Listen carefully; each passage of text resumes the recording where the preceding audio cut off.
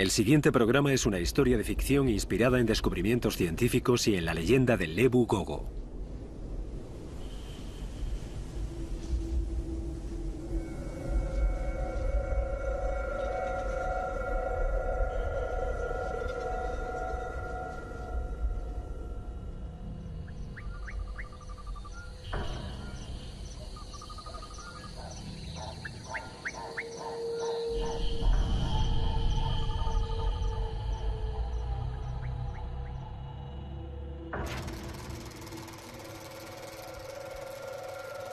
En 1977, 3 científicos se adentraron en las junglas de Flores, Indonesia, para estudiar aves.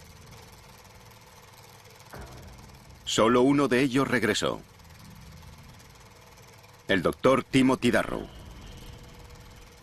Las autoridades encontrarían posteriormente a uno de los miembros desaparecidos del equipo.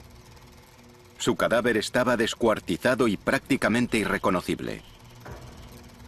Los investigadores nunca encontraron los restos de la otra víctima. Tim Darrow fue acusado de doble homicidio y hubo sospechas de canibalismo. Defendió su inocencia durante todo el juicio.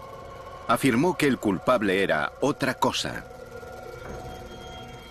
Intentó convencer al tribunal de que las responsables eran unas criaturas de la jungla, de que un mito local había asesinado a sus amigos. Nadie creyó a Tim Darrow, lo que decía haber visto, lo que afirmaba que había matado a sus amigos. En 2013 se recuperaron 3 rollos de la película de la expedición Darrow. Se muestran por primera vez. Lo que él dijo haber visto era imposible.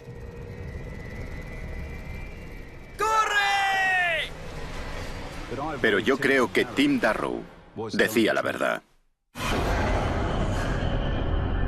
El caníbal en la jungla.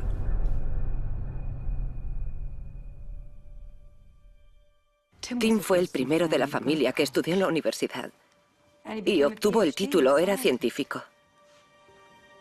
Era el mejor hermano mayor del mundo. Cuando nos enteramos de los crímenes de los que había sido acusado, no podíamos creer que hubiese podido hacerlo. Yo describiría el caso de Tim Darrow como el equivalente en Indonesia a su juicio de O.J. Simpson. Atrajo una enorme atención en su momento. Darrow, un ornitólogo estadounidense, fue condenado por el asesinato de un compañero científico, Gary Ward, y de su guía de campo indonesio, Drajat Saputra, o Reggie, como lo llamaban. Pero no solo los mató, practicó el canibalismo. Por eso le dimos ese sobrenombre en el periódico, el caníbal americano. Caníbal americano culpable. El cadáver del Dr. Ward nunca se recuperó. Pero los investigadores sí lograron localizar el cadáver de Drajat Saputra. Fotografías de la policía indonesia, 1977. Presentaba varios huesos fracturados. Había marcas de cortes en los huesos. La cabeza estaba aplastada y abierta. Faltaban partes de su cuerpo. Y que le hubiese hecho algo así a un ciudadano indonesio generó una tremenda indignación pública. Lo que pensé al saber lo de Timothy Darrow fue que asaltarían la embajada. No exagero si digo que nos preocupaba cómo afectaría el caso a nuestra posición en la región. Debemos recordar que lo condenaron por matarlos con una piedra. Fue algo salvaje lo que les hizo. Los indonesios decidieron no ejecutarlo, que era más de lo que podíamos pedir, ya que nunca se retractó de su versión de lo ocurrido. Darrow salió de la jungla cubierto de sangre, contando una historia de fantasmas. Era un mito. Toda su coartada era un mito. No convenció a nadie de nada, salvo de que era un hombre muy enfermo y muy perturbado. Cuando empecé a trabajar en Flores, casi 25 años después de que lo condenaran, allí lo consideraban una especie de coronel Kurtz.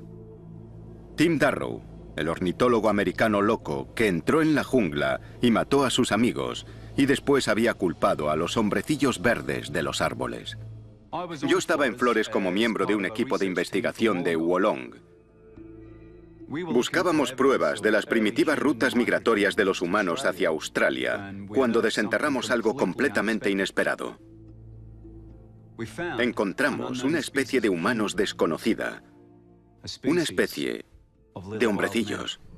Rueda de prensa de Nature, 27 de octubre de 2004, Royal Institution de Gran Bretaña, Londres, Inglaterra. Gracias por venir a escuchar la noticia de este extraordinario descubrimiento. Aquí tenemos una criatura que era considerablemente diferente a los humanos modernos, una especie nueva de nuestro género, coetánea nuestra en el planeta. El Homo floresiensis fue probablemente el hallazgo más importante de la historia de la antropología. Hizo pensar muy mucho a la opinión pública sobre cómo funciona la evolución humana. Siempre la habíamos visto como una línea que parte desde los gorilas y los simios, que van caminando cada vez más erguidos hasta el humano moderno. Pero estas criaturas rondaban el metro de altura, que es la altura de un niño de guardería. El cráneo era muy pequeño y los pies muy grandes. No se parecía a nada conocido. Su nombre científico es Homo floresiensis, que significa hombre de flores. Pero los hemos apodado hobbits por los personajes de los libros de Tolkien por razones obvias. Ahora bien, estos hobbits no eran como Bilbo Bolsón, con su pipa y su chaleco, ni vivían en una casa elegante donde recibían la visita de los magos. Eran bastante salvajes, porque no tenían otra opción. Vivían en un mundo perdido muy prehistórico, lleno de depredadores y de peligros. Había lagartos gigantes, como los dragones de Komodo, pero 2 o 3 veces más grandes. Cazaban ratas gigantes del tamaño de terriers. E incluso cazarían a una especie de elefantes pequeños, los estegodón, que vivían en la isla. Estas criaturas eran duras. Tenían que serlo, vivían en un mundo duro. Practicaban caza mayor. Hemos encontrado huesos de estegodón junto a los restos de los hobbits. Incluso hemos desenterrado las armas de piedra que usaban, cuchillos y puntas de lanzas hechas con sílex. Hemos encontrado también evidencias de que hacían hogueras en las cuevas, así que usaban herramientas y fuego. Eran inteligentes. El Homo floresiensis vivió hasta hace unos 20.000 años y en la historia de la Tierra eso es un parpadeo. Aquí tenemos este último vestigio de un mundo prehistórico antiguo que habitó la Tierra al mismo tiempo que nosotros. Supimos inmediatamente que los restos de los hobbits cambiarían nuestra comprensión de la historia humana. Todos los científicos australianos estaban encantados, pero algunos de los indonesios reaccionaron de manera muy diferente. Estaban callados, dubitativos y algunos incluso visiblemente alterados. Aquella fue la primera vez que oí hablar del Ebu Gogo.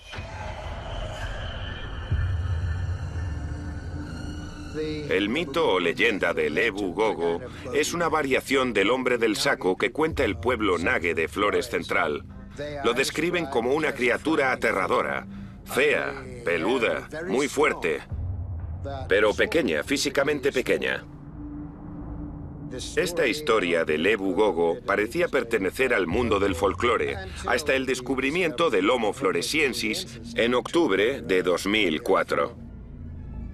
En Flores hay leyendas que narran con gran detalle la existencia y comportamiento de una criatura a la que llaman Ebu Gogo, de aproximadamente 1 metro de altura y que interactuaba con los isleños actuales. Hasta que se encontró a esta criatura, todo el mundo la tachaba de un cuento para niños, pero eso se acabó. El descubrimiento en sí fue extraordinario.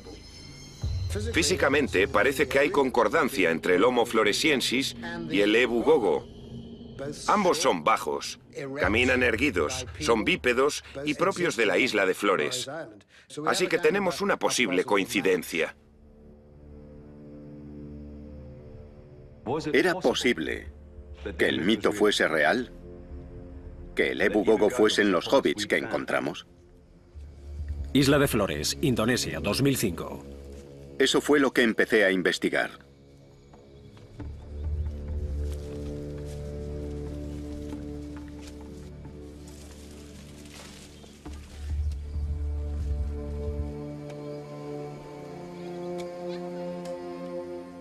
Las descripciones de los Nage eran pintorescas pero consistentes. Todas coincidían en que el Ebu Gogo era pequeño y estaba recubierto de pelo.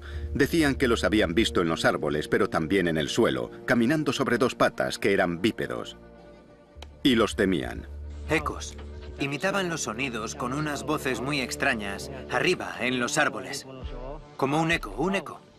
Venían y se llevaban a los niños. Se los comían. Se los comían. Las descripciones gráficas de estas criaturas que hacían los Nage eran consideradas folclore, el equivalente al hombre del saco.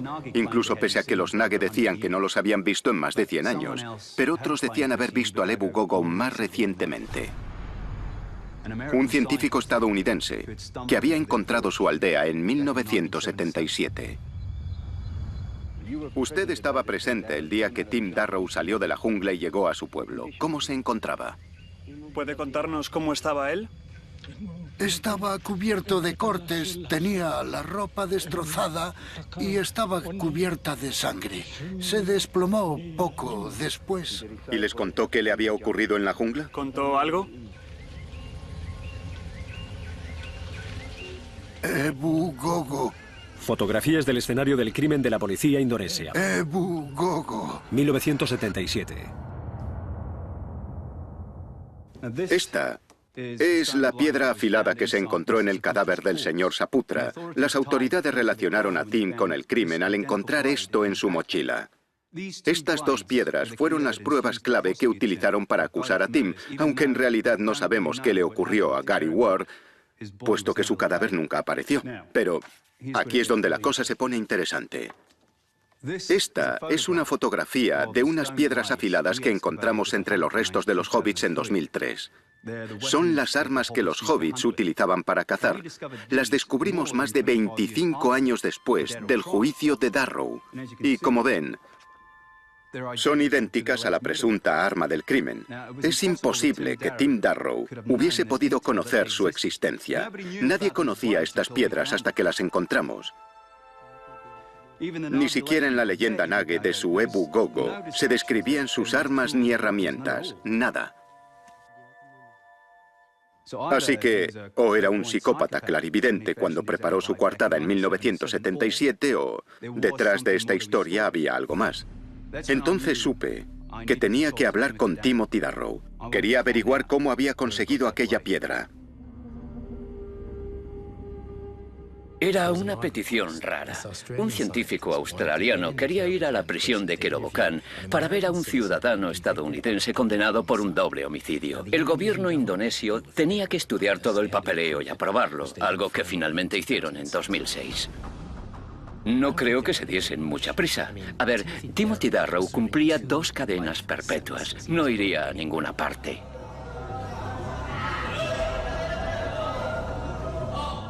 Darrow estaba encarcelado en Kerobokan. No es el lugar al que te envían para rehabilitarte. Allí te envían para que mueras.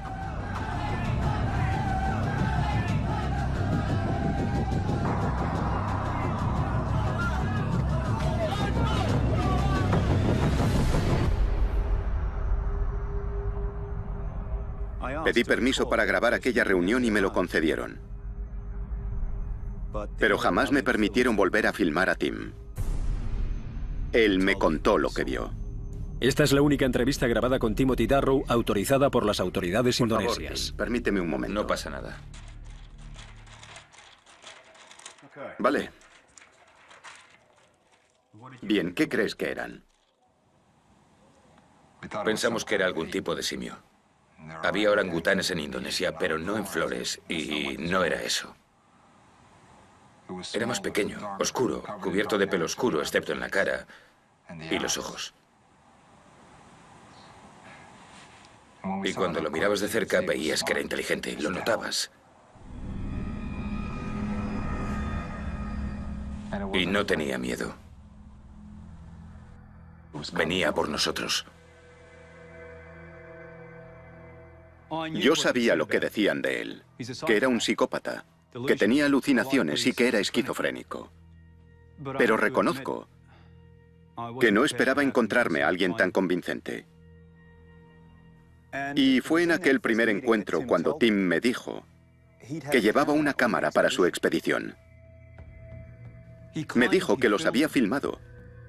No solo los había visto, también filmado. ¿Es posible que Tim Darrow hubiese grabado evidencias de que los hobbits habían conseguido sobrevivir hasta 1977? ¿Y si en aquella época estaban allí, seguirían viviendo allí hoy? ¿Hay otra especie de humanos que sigue viviendo allí? ¿Oculta en uno de los lugares más inaccesibles de la Tierra?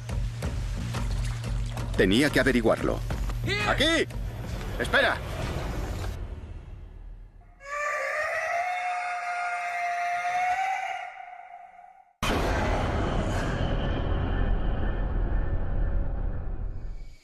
Isla de Flores, Indonesia, 14 de agosto de 2012.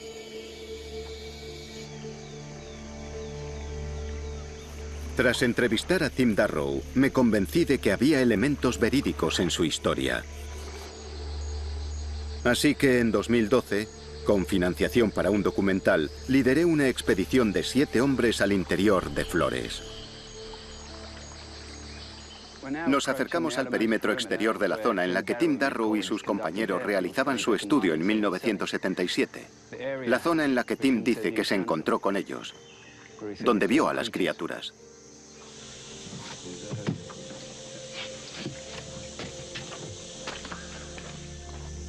Nuestro objetivo era simple: rehacer los pasos de Darrow y buscar evidencias de una población de Homo floresiensis. Pero ¿por qué emprender una expedición cuando muchos la consideraban inútil? Porque siguen apareciendo mamíferos que creíamos extintos. El saola, por ejemplo. Una especie bovina que se creía extinta hace mucho tiempo debido a la caza para conseguir sus cuernos. Una trampacámara captó imágenes de un ejemplar de esa especie el año pasado. El cupri es otra. Se creyó extinto durante casi 1000 años, pero se descubrieron ejemplares vivos en la jungla camboyana. Encontraron la manera de sobrevivir en zonas inexploradas. ¿No podría pasar eso con los hobbits? Incluso hoy, cuando creemos que los científicos han mirado detrás de todos los matorrales y que han sacudido todos los árboles, siguen apareciendo animales grandes que nunca habían sido descubiertos. Así que no sería descabellado pensar que pueda haber unas criaturas humanoides pequeñas, desconocidas, que vivan en alguna jungla. Si estaban allí, debía encontrarlas. Y un hombre tenía la clave. Yo había hablado con el Dr. Hornbeck en varias ocasiones acerca de los artículos que escribí sobre la historia de Darrow. Quería saber todo lo que yo recordaba. Incluso lo derivé a un par de mis viejos contactos cuando pidió información adicional. El caníbal en la jungla. Habían planeado un viaje de 8 semanas al interior más remoto de la isla para estudiar aves y eran ornitólogos. Es una profesión amable. No es el tipo de actividad que esperas de un asesino. Estudiábamos el impacto de la deforestación sobre la población de águilas del bosque. Gary y yo llevábamos una investigación de sus efectos.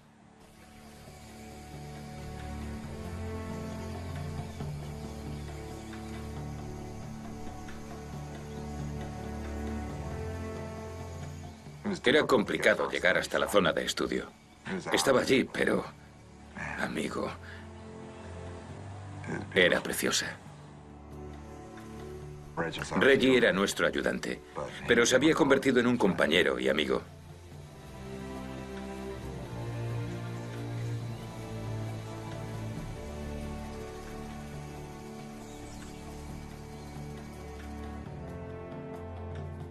Nuestra beca era para estudiar las águilas, pero buscábamos también otra ave, una que nadie había visto en casi un siglo. El autillo de Flores. Se creía que se había extinguido. Pero Reggie nos juró que lo había visto en otra expedición. Así que esperábamos encontrarlo. Grabar su llamada o incluso filmarlo.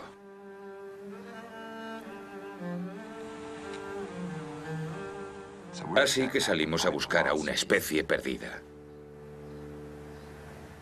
Irónico, ¿verdad? Tim se interesaba por las aves desde niño.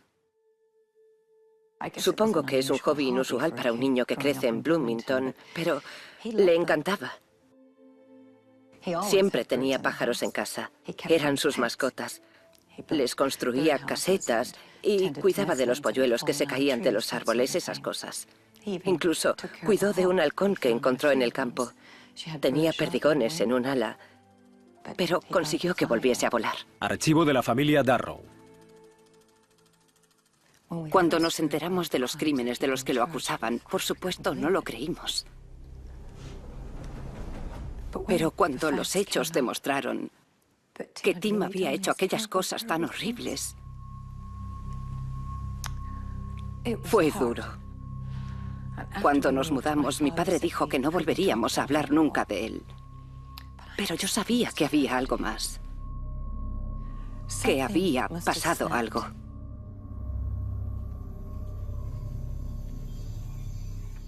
Yo fui el primero en verla. Espera. La marca. No se ven cosas perfectamente simétricas en la jungla. ¿Qué es esto? Dudamos de si lo habían hecho seres humanos. Nos preocupaban los cazadores de cabezas, porque habían estado allí hasta apenas una generación antes. Pero la altura no parecía correcta, estaba muy cerca del suelo.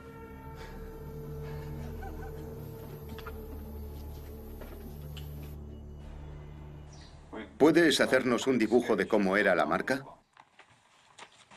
Ponlo ante la cámara. Ese tipo de marcas nunca existieron. 20 agentes registraron un perímetro de 5 kilómetros y no encontraron nada. Y aunque las hubiesen encontrado, ¿quién dice que no eran del mismo Dr. Darrow? Eran las marcas del cadáver de Saputra las que nos interesaban. Y esas habían sido hechas claramente por el Dr. Darrow. Nadie creyó su historia entonces. Y no deberían creerla hoy.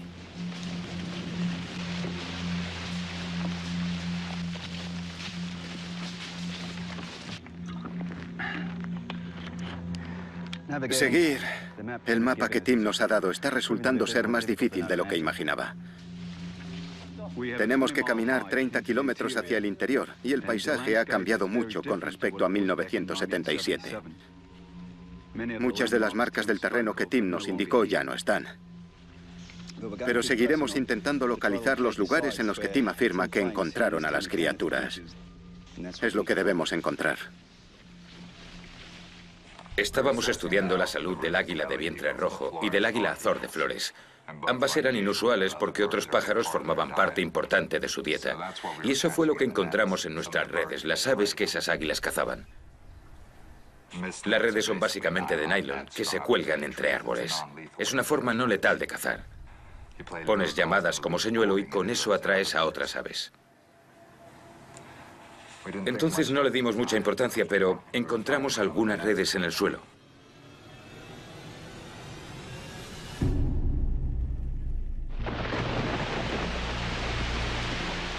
Ah, este es el río que Tim nos dijo. Así que estamos cerca del lugar en el que tuvieron su primer encuentro. Nos ha costado más de lo esperado adentrarnos tanto en la jungla. Pero por fin estamos aquí.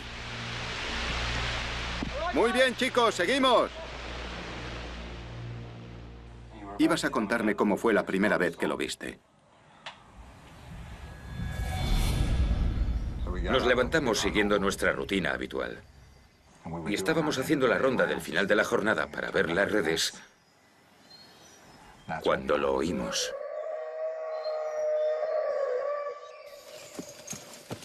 ¿Has oído eso? Sí. Vamos a buscarlo.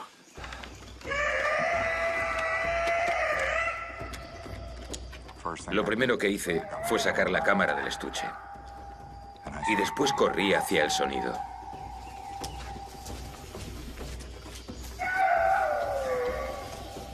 Llegamos a donde habíamos colocado una red aquella mañana y estaba en el suelo. Entonces, algo llamó mi atención. Vi marcas en los árboles. No estaban allí cuando habíamos colocado la red. Gary lo vio primero. ¡Arriba, arriba, arriba! ¡Grábalo, grábalo!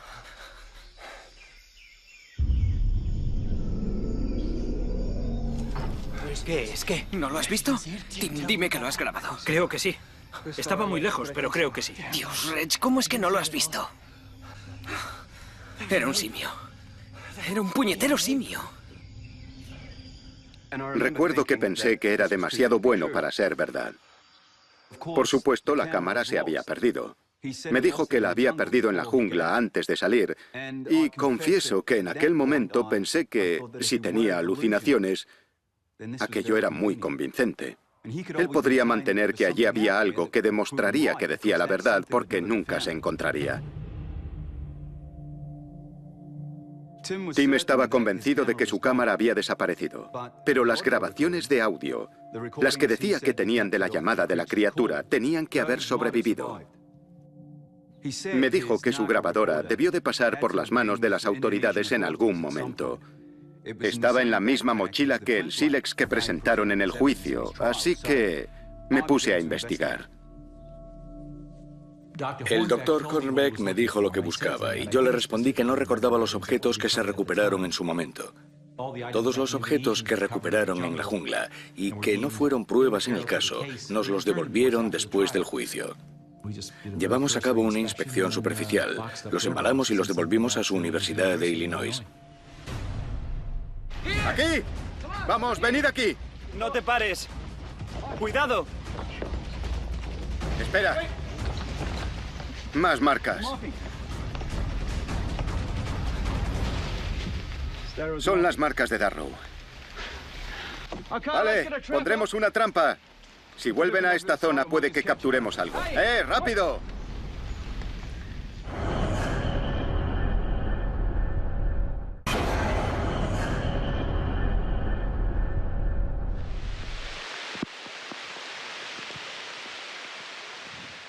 Esta es la zona en la que Darrow filmó a la criatura y grabó su llamada. Así es como las describió. Y si estas son marcas territoriales, hay muchas posibilidades de que vuelvan. Y si vuelven, podremos grabarlos con las cámaras. Si este sensor infrarrojo detecta cualquier tipo de movimiento, empezará a grabar. Nuestro objetivo es montarlas en todos los lugares en los que Tim vio a la criatura, como aquí. Tim la vio en el suelo, así que pondremos cámaras aquí abajo. También la vio en los árboles, así que las colocaremos arriba también. ¡Arriba, arriba, arriba! ¡Grábalo, grábalo! De inmediato supe que era algo diferente, algo nuevo. No parecía un orangután ni un gibón, pero se movía como ellos. Se desplazaba por los árboles como ellos. Pero en Flores no hay simios. Así que fuese lo que fuese, valía la pena encontrarlo, porque era posible que fuese una nueva especie. Dejamos de observar a las águilas, incluso dejamos de buscar a los autillos. Sabíamos que teníamos algo grande.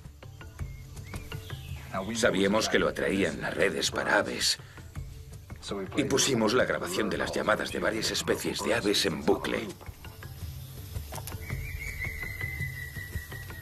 Esperábamos poder verlo mejor, aunque Reggie no lo había visto. Y yo esperaba conseguir una mejor imagen. Nos sentamos en nuestro refugio a observar y esperamos.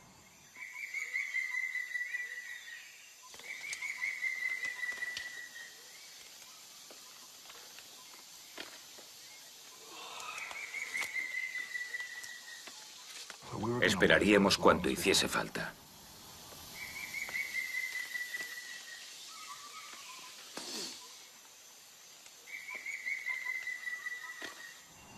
Supongo que la paciencia tiene su recompensa. ¿Qué? ¿Qué pasa? Ahí. ¿Dónde? Habíamos vigilado los árboles, Madre de Dios. pero aquello no era lo que esperábamos ver.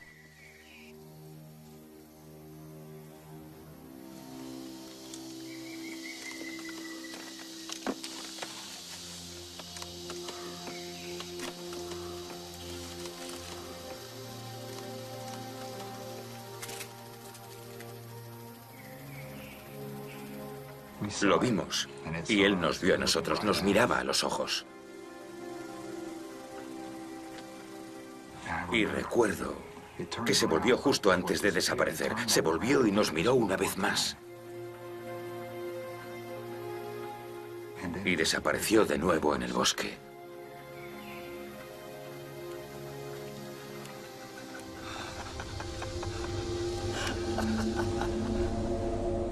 Y después lo oímos.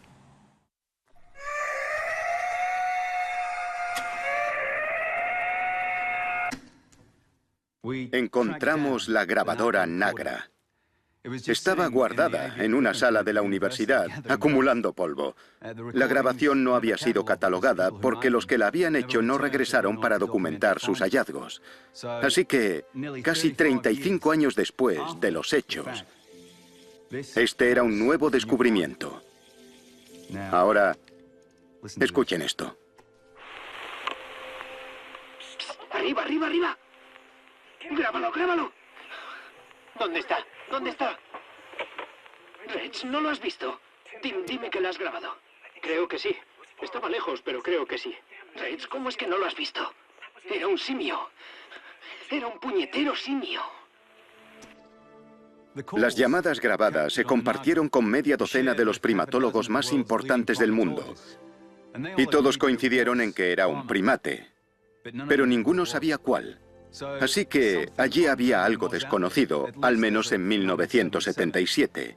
Y yo pensé que podríamos usar esta llamada para averiguar si sigue allí hoy en día.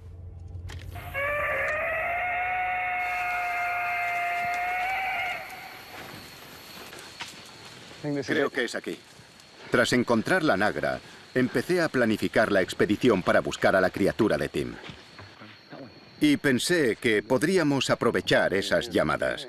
Sí, vale. Colocaremos una de estas cámaras arriba, en las copas. Estos altavoces emitirán la llamada que Tim grabó en la jungla a intervalos regulares, día y noche. ¡Gax! ¡Dale!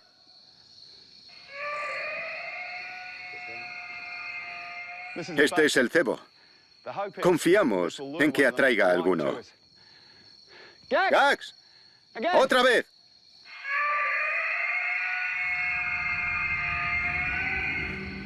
Reggie tampoco sabía lo que era, pero creo que ya estaba pensando en el mito. En el Ebu Gogo y en todas sus historias. Estaba asustado. Le pregunté si se encontraba bien y me dijo que le preocupaba cómo nos había mirado, porque no parecía asustado. Le dije que solo era curiosidad. Éramos tan nuevos para él como él para nosotros. Le dije que debería estar entusiasmado. Que habíamos encontrado una especie nueva y nos haríamos famosos. Y él sonrió. ¡Arriba, arriba, arriba! ¿Dónde? ¡Arriba! Vamos, rápido, arriba. Ahí arriba. Hemos encontrado una de sus viejas plataformas de observación. Esta es una de las plataformas que Tim Darrow y sus compañeros construyeron hace 3 décadas. Las usaban para observar a las águilas ahí arriba. Subiremos a echar un vistazo.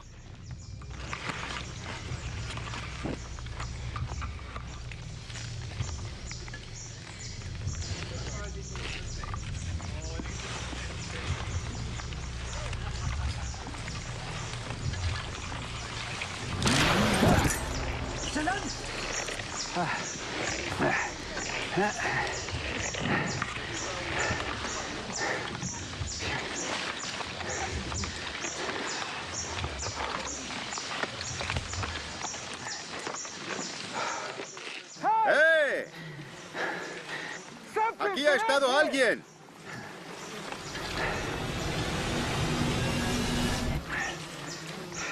Esto es un hueso de una pata. Parece que es de cerdo salvaje. Pero evidentemente no es un animal arbóreo. O sea que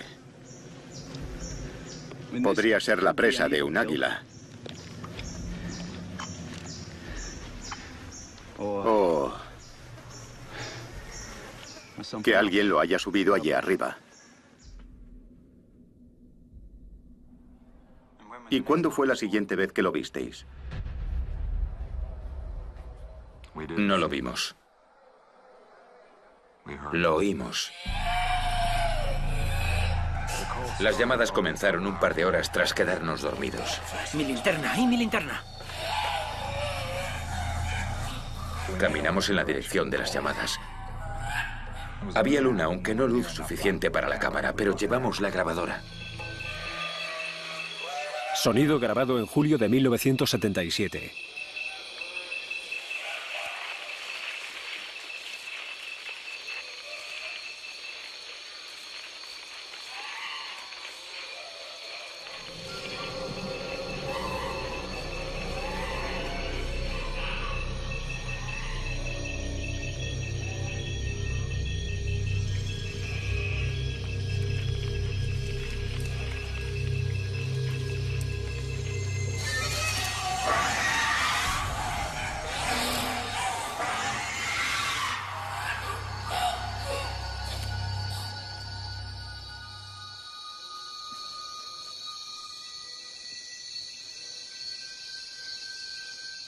¿Por qué se han callado?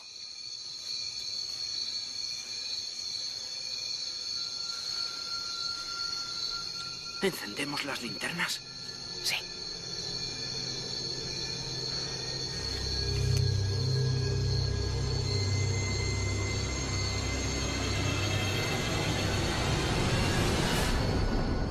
Los chimpancés matan con fuerza bruta, despedazan a sus presas, pero eso no fue lo que encontramos.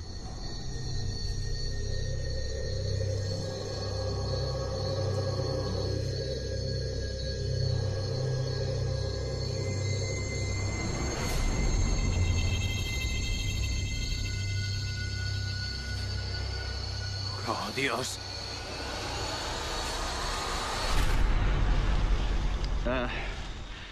Aquí es donde Tim vio a la criatura en los árboles, por primera vez.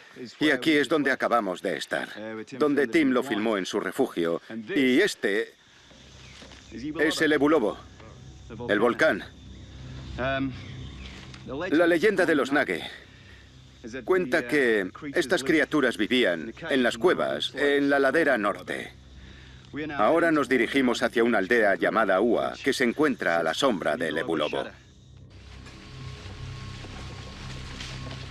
Los habitantes de Ua se mudaron a las zonas altas del Ebu Lobo. Gradualmente entraron en contacto con el Ebu Gogo, que vivía en las cuevas del volcán.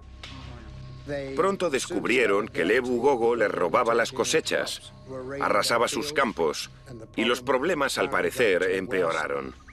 Hay historias que hablan de secuestro de niños. Venían y se llevaban a los niños. Se los comían. Se los comían. Se ha sugerido que practicaba el canibalismo. Ua. Aldea de Ua. Hola.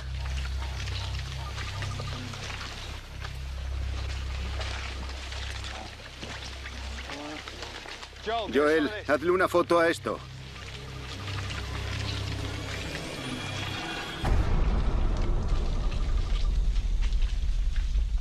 ¿Qué es esto? Es una advertencia. Si el Ebu Gogo baja al pueblo, los quemará. El Ebu Gogo les recuerda que si la leña puede arder, ellos también.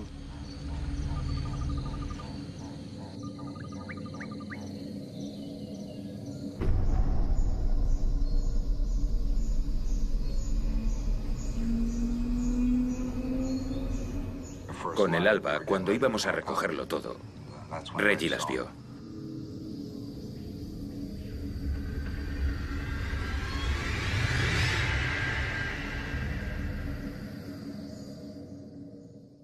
Habían entrado en el campamento. Había huellas hacia la entrada como para observarnos.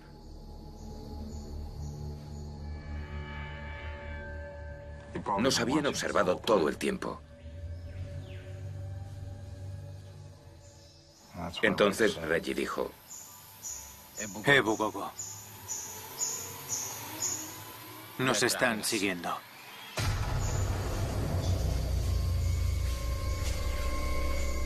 Teníamos que largarnos.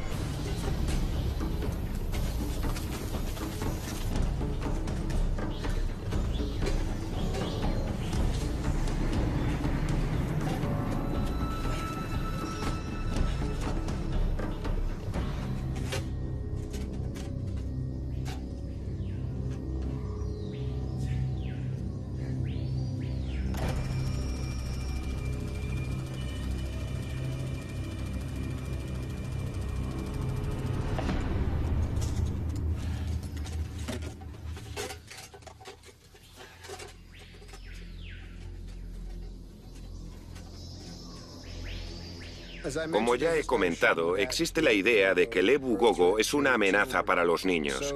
Así que se tomó la decisión de intentar matarlos a todos, de eliminarlos. Según cuenta la leyenda, el pueblo de Ua incendió la cueva en la que vivían los Ebu Gogo. Y ese fue su final.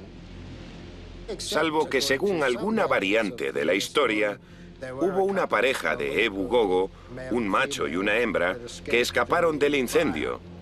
Y sus descendientes han sobrevivido. Cuevas del Ebu Lobo. Muy bien, chicos. Preparad las linternas y echemos un vistazo.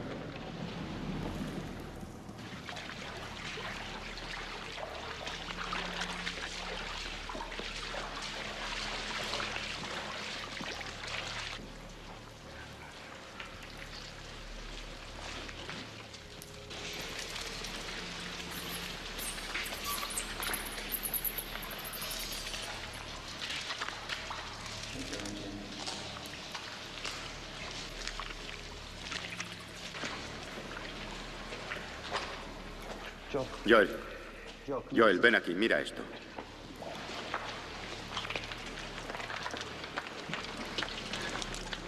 Está carbonizado. Parece el hueso pélvico de un cuadrúpedo pequeño, puede que un cerdo. Y lo han cortado aquí. Son marcas. Esto fue su comida.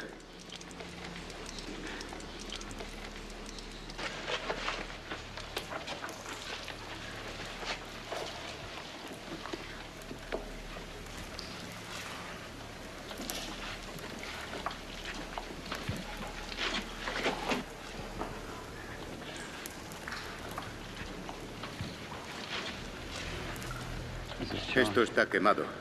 Ha ardido.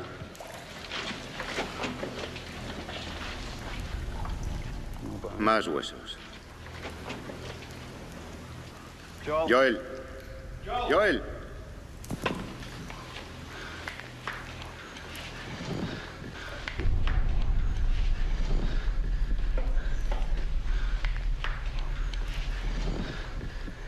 Esto es una mandíbula humana. Adulta. Puede que de varón. Se ve que es actual por los empastes de los molares.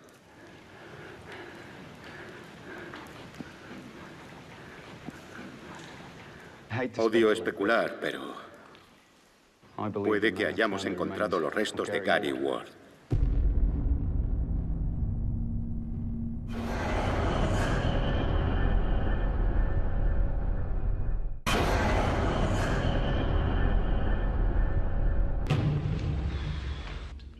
Llegué a Flores para buscar a una criatura involucrada en las muertes de 2 científicos hace 35 años. Jamás pensé que encontraría los restos de uno de ellos.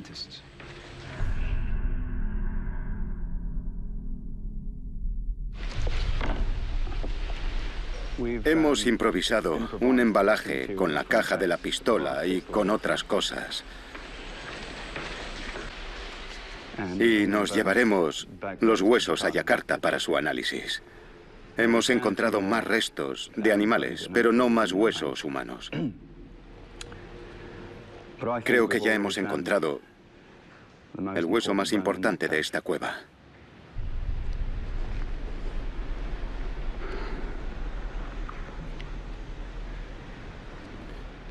No puedo.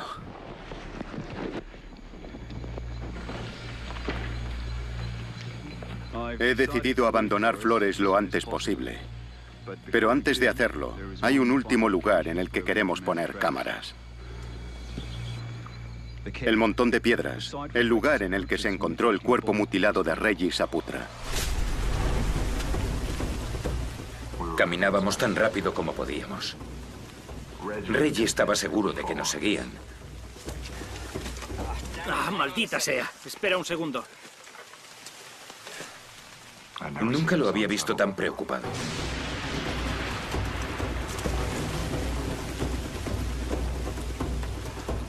Él era de Flores. Conocía la jungla mejor que nadie.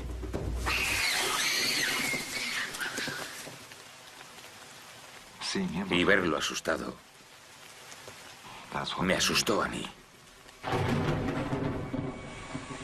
Aquella noche nadie quiso hacer fuego.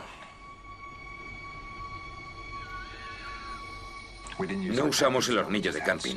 Tomamos tiras de carne seca untadas con mantequilla de cacahuete.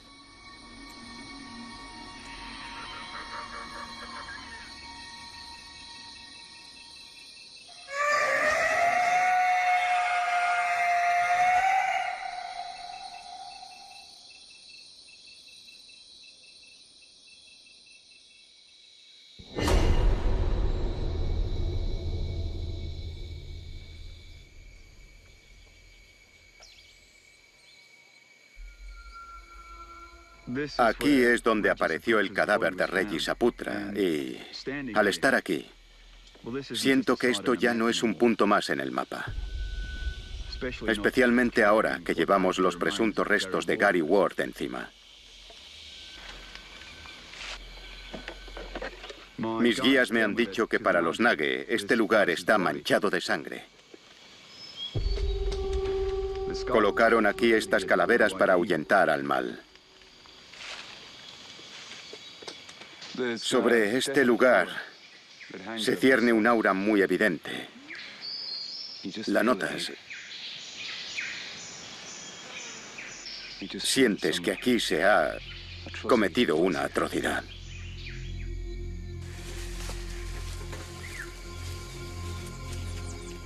Esa tarde volvimos a lugares familiares. Llegamos a la plataforma, al centro de nuestra zona de estudio. Recuerdo que sentí una sensación de alivio al volver a nuestro territorio, al ver un lugar familiar.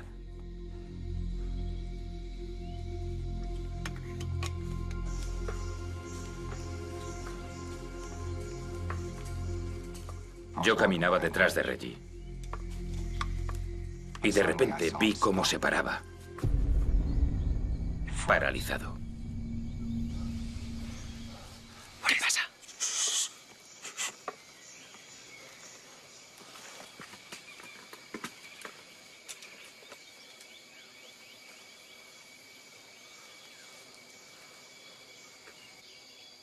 Entonces entendí por qué se había parado.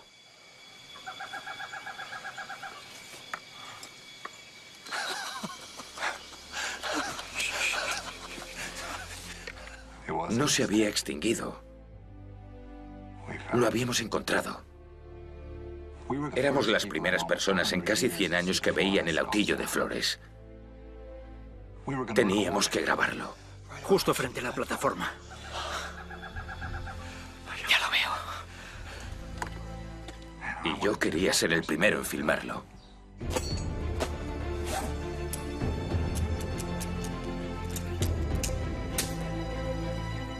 ¿Listo? Nunca había trepado tan rápido a un árbol.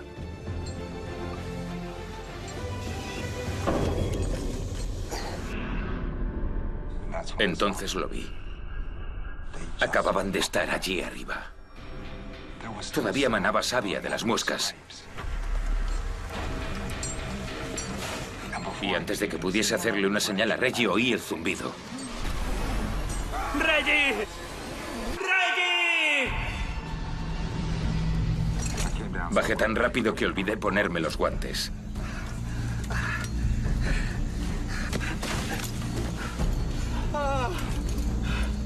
No sabía lo que había pasado. Creí que había sido algún fallo del material o algo así. Tal vez la cuerda se había roto.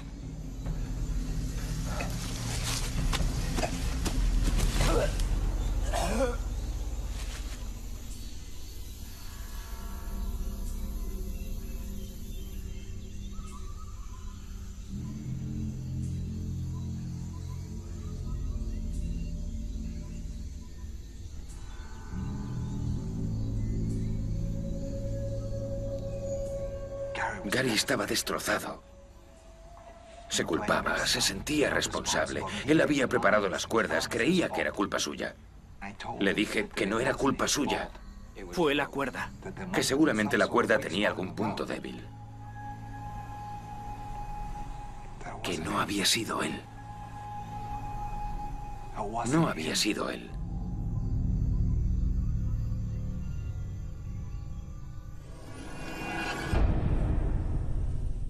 La cuerda que encontramos en el lugar del crimen había sido cortada, y el señor Darrow la cortó, tal y como cortó el cadáver del señor Saputra tras su caída, antes de descuartizarlo. La historia de los cortes en las manos, del fallo del material, del Ebu Gogo y todo eso fue un intento de engañar a los investigadores y a sí mismo. La evaluación psiquiátrica realizada en su momento determinó que su historia era una tentativa de evitar la asunción de culpa.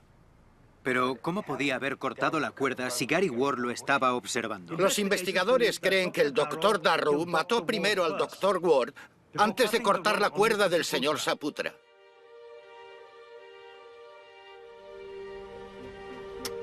Una vez montadas las cámaras, abandonamos Flores y volvimos a Yakarta para analizar los huesos encontrados. No conseguimos ADN de la mandíbula.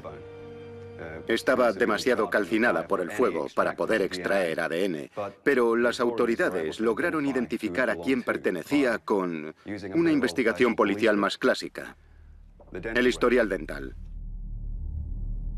No encontramos los restos de Gary Ward. Era otra persona. Era el ingeniero de montes indonesio de una maderera desaparecido en los 60. Se llamaba Karim Nazalagaba y estaba haciendo el mapa topográfico de una zona de tala a más de 3 kilómetros de la cueva donde lo encontramos. La policía tomó posesión de la mandíbula, pero no sé si reabrieron oficialmente el caso. Pero si lo hicieron, puede que estemos buscando lo mismo. Porque parece que ahí fuera había un caníbal, mucho antes de que Tim Darrow pisase Flores. Sorprendentemente más relevantes todavía para nuestra expedición fueron los restos animales que trajimos. Los análisis revelaron que las marcas encontradas en los huesos habían sido causadas por un filo pequeño. El microscopio electrónico detectó pequeños fragmentos de sílex en las muescas. Los cortes habían sido hechos con piedras afiladas, similares a las armas Hobbit que desenterramos en la excavación de 2003. A pesar de la carbonización, logramos extraer ADN, que reveló que se trataba de animales contemporáneos. Eran presas recientes.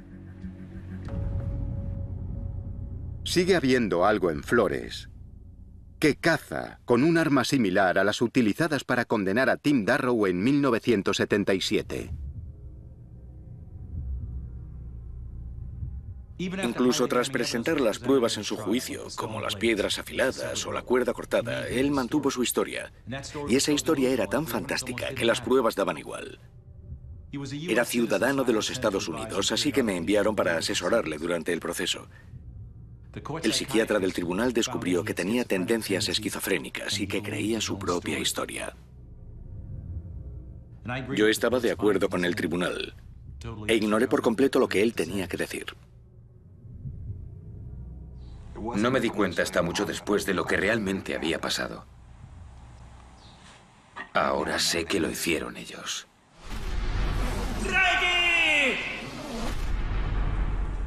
Sé que cortaron la cuerda. Tras el análisis de los huesos, estaba más convencido de que otra persona u otro ser que no era Tim Darrow había cometido los asesinatos. Así que antes de volver a Flores para examinar las cámaras, concerté una cita con Apurna Pergiti. Apurna había desempeñado un papel muy importante en la investigación Darrow en el 77. Ya estaba jubilado, pero accedió a ayudarme a reconstruir los pasos de Darrow. Estaba muy orgulloso del papel que había desempeñado en algo que fue una historia internacional.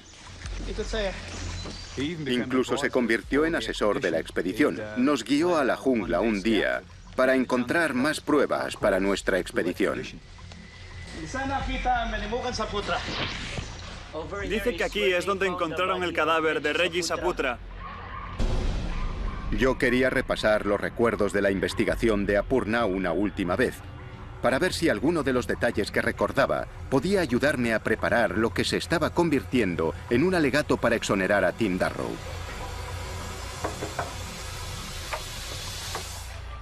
Hola. Hola, Richard. ¿Qué tal? ¿Todo bien? Sí, gracias. Adelante. Gracias. Insistió en mostrarme algo. Algo de cuando trabajó en el caso Darrow. Tenía una copia del VHS del reportaje de la cadena de noticias nacional de Indonesia. Y salía en él. Era la primera vez que veía el reportaje, aunque había visto fotos del escenario del crimen, pero verlo allí grabado en imágenes me hizo comprender el horror de lo ocurrido. Y entonces, al final del reportaje, vi algo que simplemente no me podía creer. No sabía cómo se decía en indonesio rebobinar, así que empecé a gritar, sí, me puse a gritar, putor, mundor. Pero es que no me podía creer lo que estaba viendo. Entre todos los objetos recuperados, había uno que creía perdido para siempre. La cámara. La cámara de vídeo que Tim dijo haber perdido al salir corriendo de la jungla estaba allí. La habían encontrado a 1 centenar de metros del campamento. Ni en el consulado ni en la universidad constaba que hubiesen recibido la cámara de Tim. Así que solo tenía una esperanza. Y era que, siguiendo el protocolo, todos los efectos personales hubieran sido enviados a su familia. Pero no había constancia del lugar al que la familia se había mudado de Bloomington, Illinois, tras la condena de Tim. Era como si hubiesen desaparecido, junto con la posibilidad de demostrar que la historia que llevaba más de 30 años contando pudiera ser la verdad.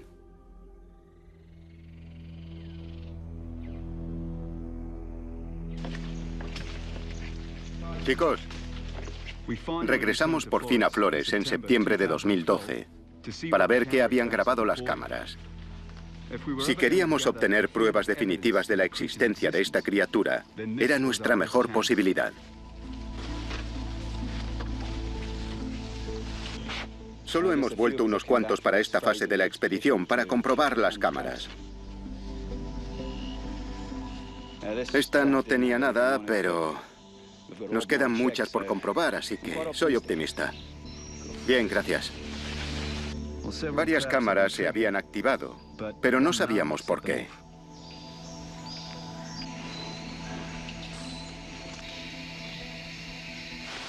Tenemos más cámaras que revisar en los próximos días, así que tal vez encontremos algo.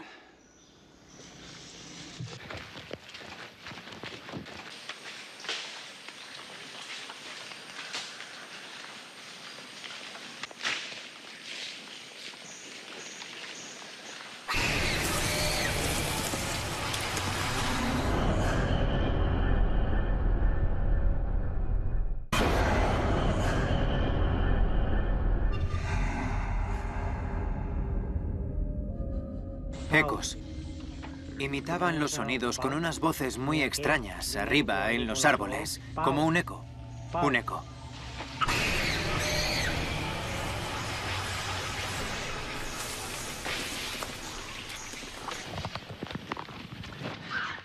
No, eso es un macaco. Ese ruido de los árboles lo han hecho los macacos. Habría algo que no les gustaba.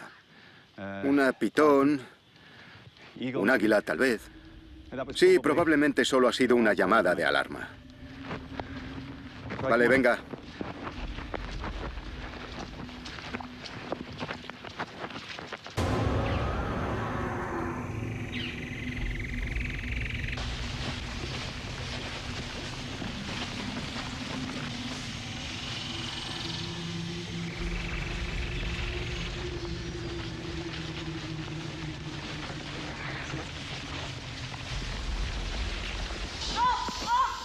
¿Qué has encontrado?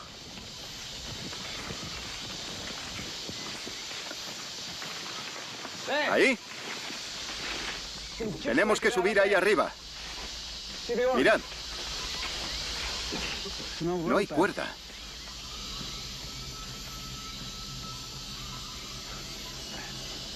Dada la proximidad al montón de piedras y que no hay cuerdas, este debe de ser el árbol desde el que cayó Saputra. Vamos, chicos.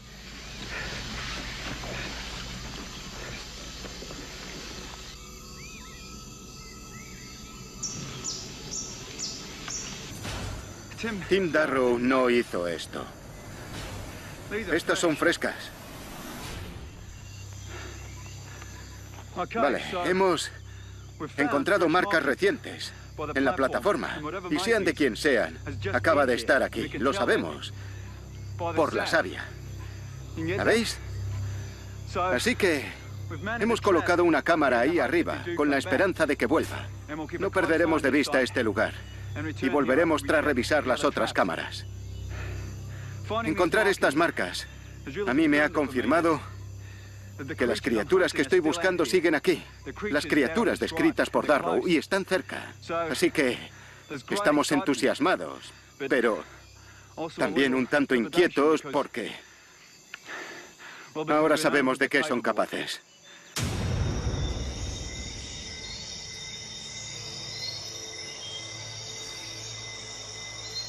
Pasamos la noche sentados junto a Reggie. En parte por el shock y en parte por los dragones. No hay muchos cómodos en las tierras altas, pero alguno hay. Y pueden oler a un animal muerto a kilómetros.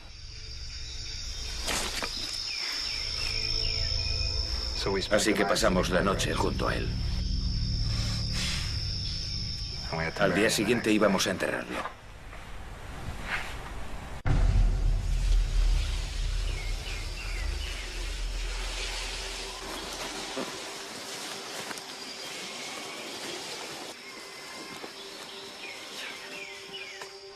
Teníamos que enterrar a Reggie. Tardamos un par de horas en llevarlo hasta el río. Había piedras y el terreno era blando. No teníamos herramientas para cavar profundo. Así que se nos ocurrió enterrarlo cerca del río y colocarle piedras encima. Hacer un montoncito para protegerlo.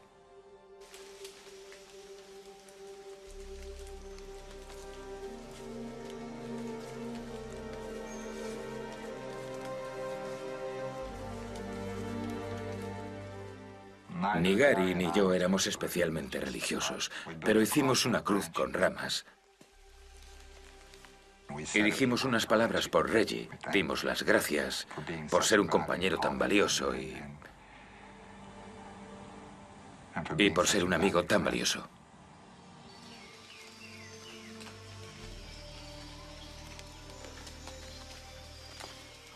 Yo tenía la cámara.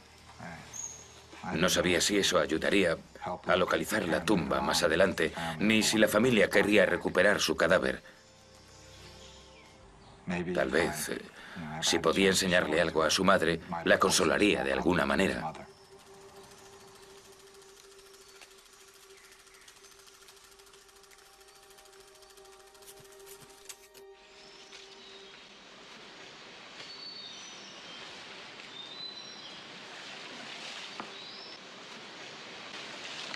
Desde que hemos vuelto, estamos todos muy callados. Los hombres no quieren montar el campamento aquí, y entiendo sus reticencias, así que nos adentraremos para montar el campamento. Vale, chicos, cuando queráis nos marchamos.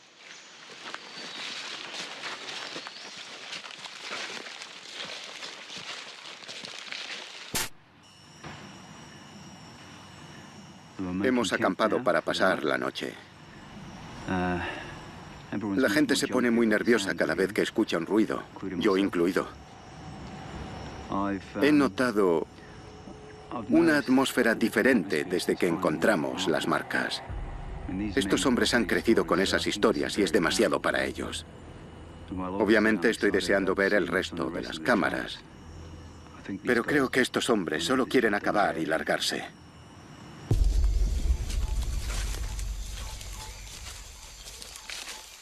Echamos a andar para volver al campamento de la noche anterior. Era como si caminásemos sonámbulos. Seguíamos en estado de shock por todo aquello.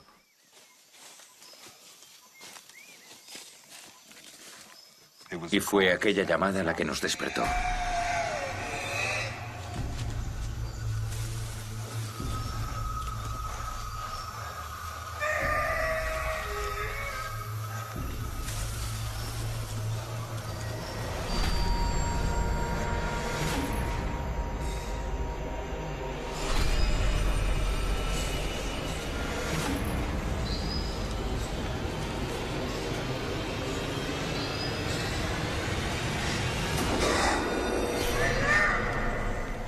Lo vimos marcharse por el sendero de atrás. Vuelve a por Reggie.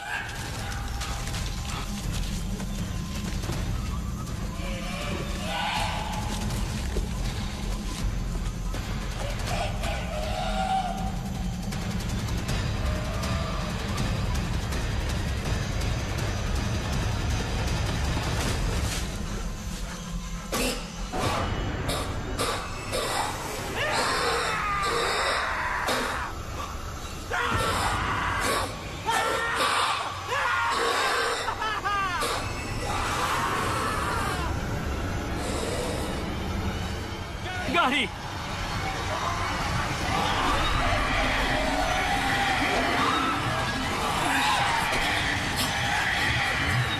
¡Corre!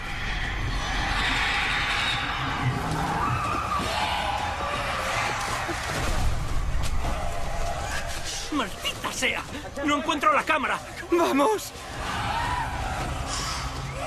¡Nos cortan el paso! ¡Por aquí! ¡Vamos!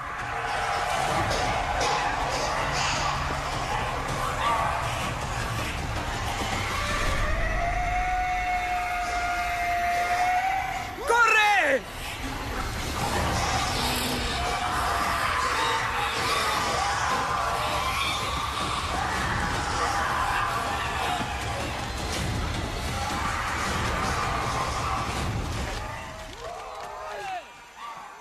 ¡Gary! ¡Gary!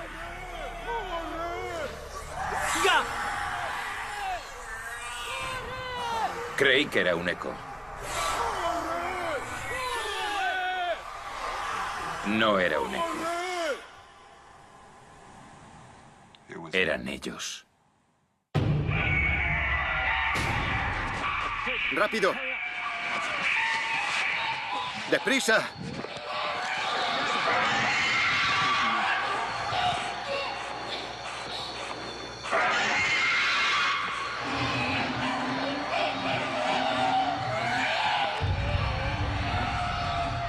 ¿Veis eso?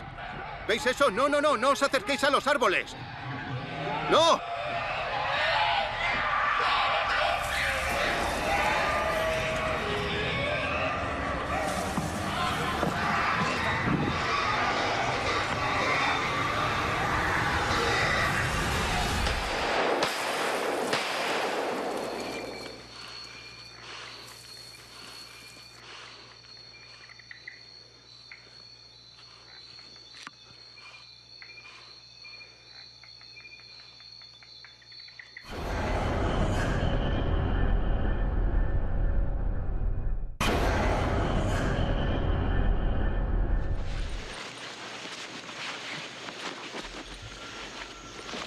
Mi responsabilidad como jefe es la seguridad del equipo.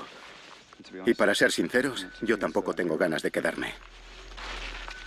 Volvemos a casa. Vámonos, ¿eh?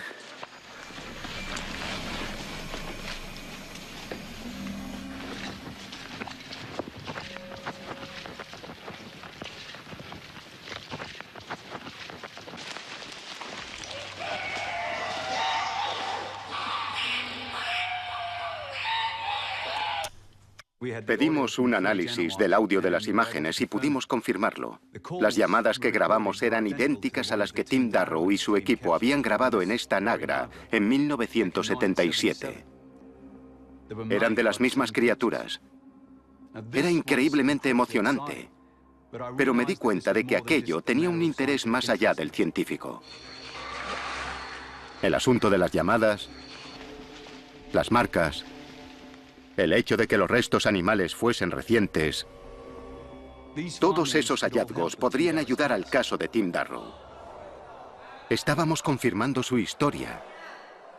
El doctor Hornbeck compartió sus descubrimientos conmigo. Eran verdaderamente extraordinarios, pero legalmente eran circunstanciales. No eran suficiente para reabrir un doble caso de asesinato de 35 años. Salvo que consiguiésemos pruebas irrefutables de la existencia de la criatura, no forzaríamos la reapertura de su caso. Teníamos que encontrarlas. Necesitábamos pruebas de que los hobbits seguían allí. 3 meses después lideré otra expedición al interior de Flores. Tomamos muchas más precauciones, íbamos mejor armados y teníamos muchas más expectativas de encontrar algo.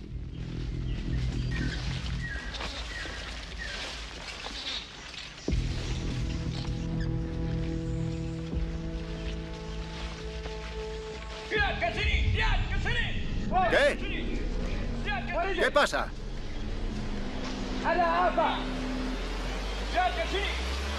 ¿Qué está diciendo?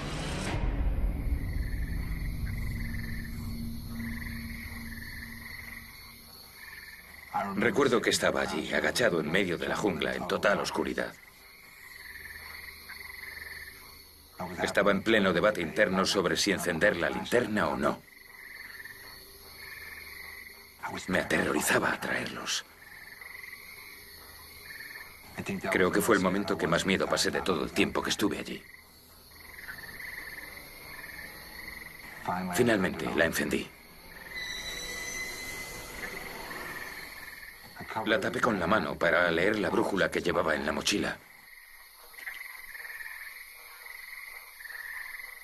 En cuanto terminé, la apagué y me puse a caminar otra vez.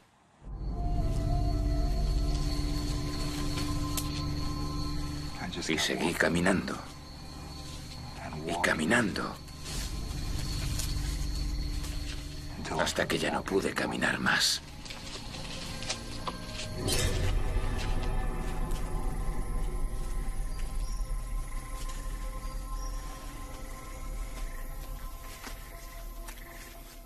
A la mañana siguiente, tras el amanecer, vi que había calculado bien. Una de nuestras águilas de estudio volaba sobre mi cabeza. Tenía una marca. Sabía dónde estaba su nido. Estaba cerca del río. Si seguía el río, podría salir de allí.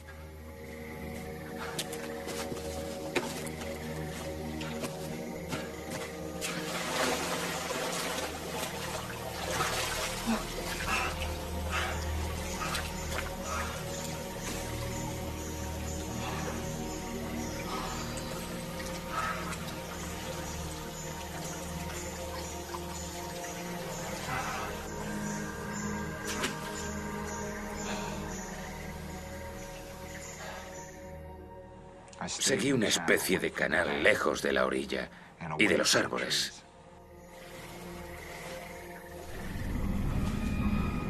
Corre.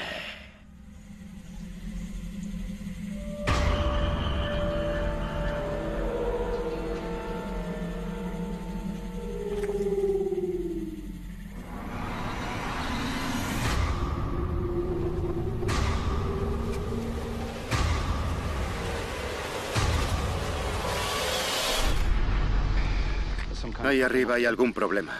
No estoy seguro porque no les entiendo, así que subiré a ver.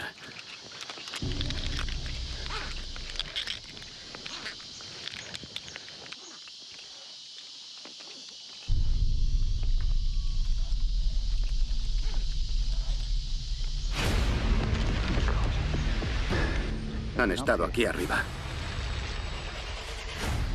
Habíamos atornillado una cámara y un altavoz aquí. Ya no están.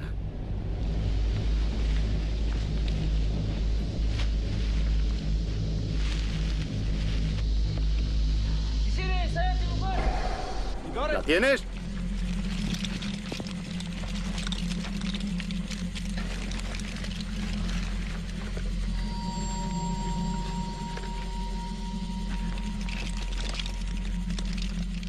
Vamos, chicos.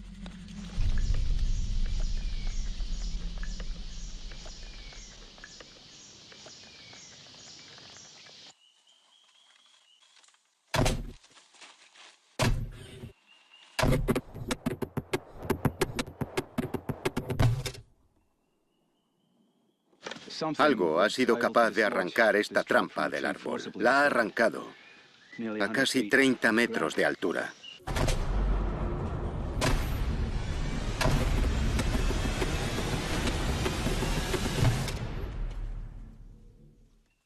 Demostramos que allí había algo, pero no habíamos demostrado qué. Lo que teníamos era muy sugerente, pero no concluyente. Y no habíamos encontrado nada que pudiese ayudar a Tim.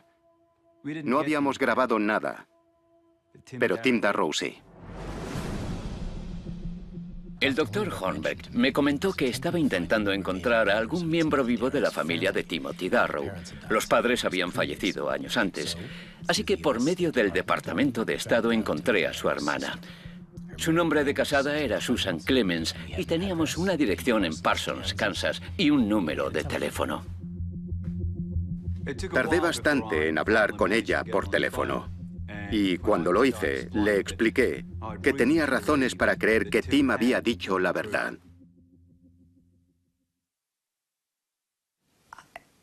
No podía procesar todo aquello. Él había visto a mi hermano y mi padre no nos dejaba ni pronunciar su nombre. Era como si hubiese muerto. Me contó que había visitado a Tim en la cárcel y que creía su historia.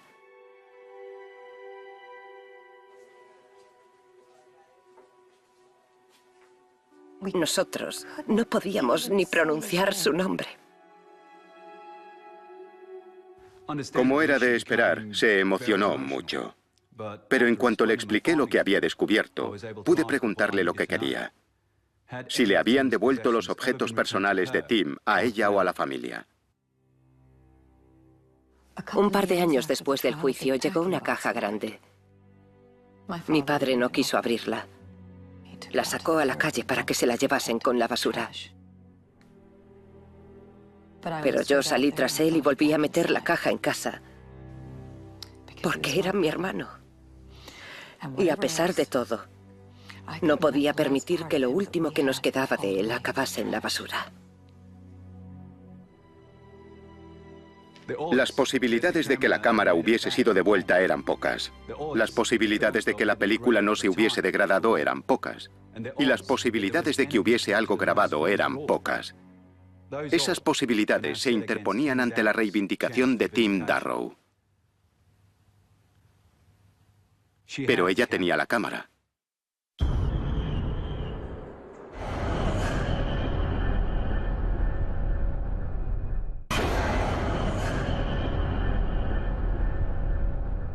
Estas imágenes filmadas en 1977 durante la expedición Darrow se muestran íntegras por primera vez en televisión.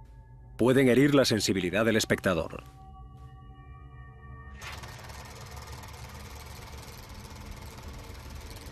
Se recuperaron 3 rollos de película de la cámara Super 8 de Tim Darrow.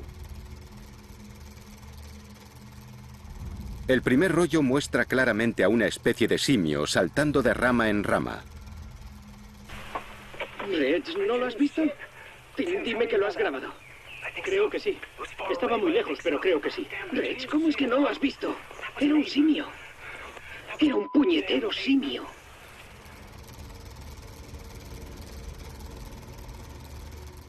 El segundo rollo estaba grabado desde el parapeto en el que se refugiaron para atraerlo. Y en él, claramente, vemos a una criatura que caminaba sobre dos patas. Ahí abajo.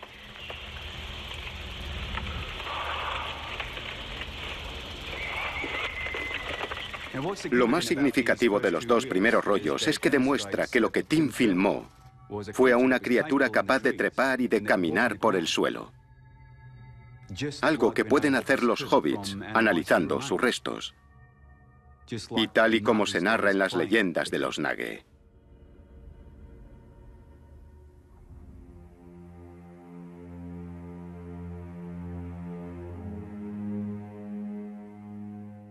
Eso es exactamente lo que ha generado un enorme debate. Hay varias teorías al respecto. Se especula con que podría ser un simio pingoide, un pariente del orangután. O podría ser una población de orangutanes desconocida que ha evolucionado en flores con características inusuales. Hay otra teoría, que era una subespecie de macaco con una variación en la coloración y bipedación secundaria. Lo único que no se debate es que esta criatura no había sido vista nunca. ¿Mi interpretación personal? Yo creo que lo que Tim Darrow filmó es de la misma especie que los restos que nosotros desenterramos en las cuevas.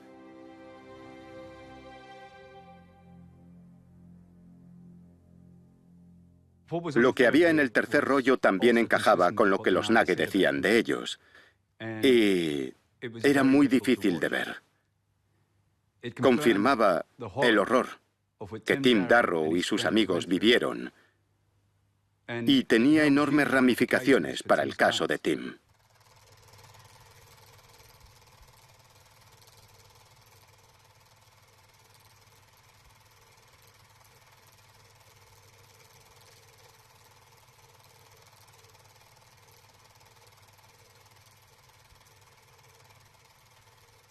Las películas son, sin duda, una razón de peso y parecen corroborar el relato de los hechos de Timothy Darrow.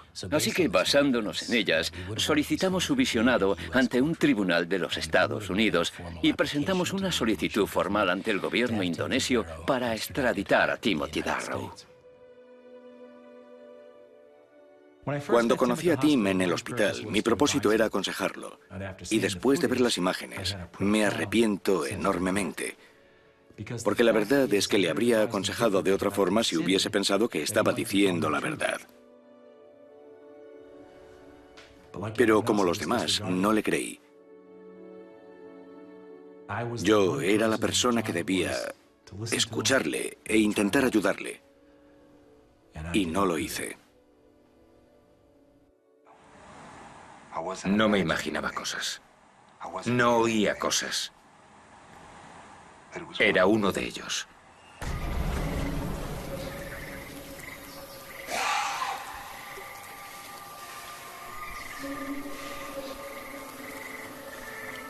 Se quedó allí un minuto sin moverse.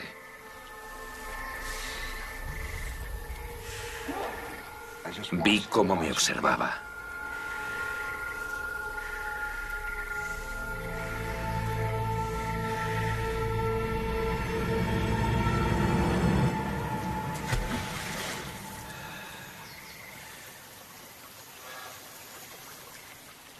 Es el último recuerdo claro que tengo de aquello.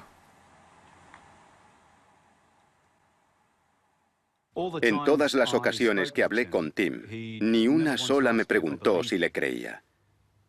Y lamento enormemente no haberle dicho que sí. El doctor Timothy Darrow falleció en la cárcel de Kerobokan el 3 de febrero de 2013, 9 meses antes de que se encontrase su cámara.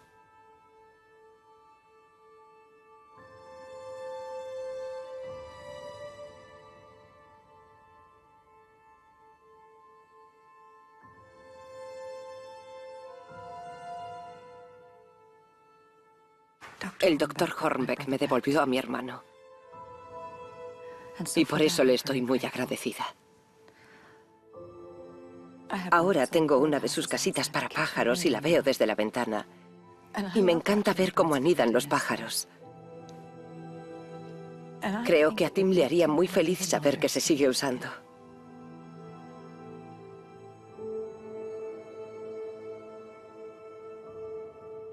Me parecía muy importante que Tim fuese recordado como científico, recordado por sus descubrimientos. En junio de 2014, un equipo científico filmó al Autillo de Flores. Lo filmaron y grabaron sus llamadas.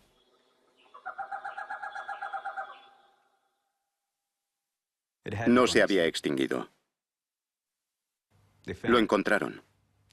Esta es la última grabación que Tim Darrow, Drayat Saputra y Gary Ward grabaron con su Nagra.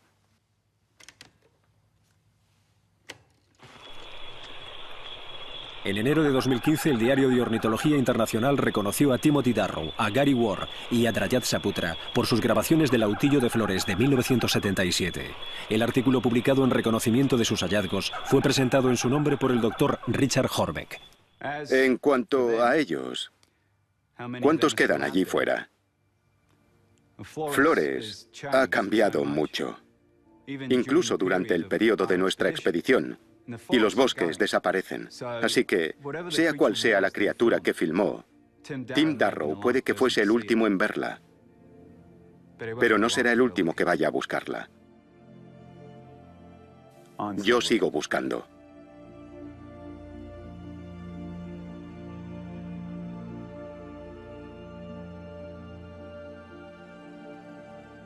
Este programa es una historia de ficción inspirada en los descubrimientos científicos y en la leyenda del Ebu Gogo.